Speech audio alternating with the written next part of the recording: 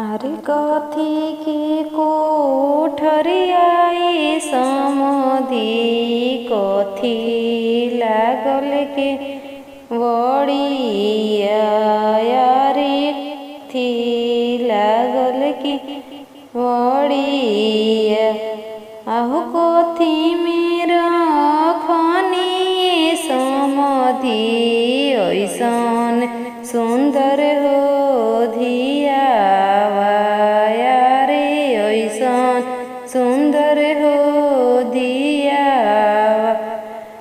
अरे कौन कॉलेजियाई समधी पढ़नी सुंदर हो धियावा पढ़नी सुंदर हो धियावा।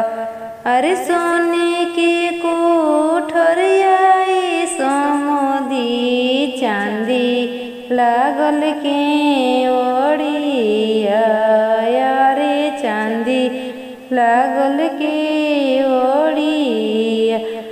अरे वही मेरो खनी समधी ऐसन सुंदर हो धियावा अरे ऐसन सुंदर हो धियावा। अरे पटना कॉलेजियाई समधी पढ़नी ऐसन सुंदर धियावा।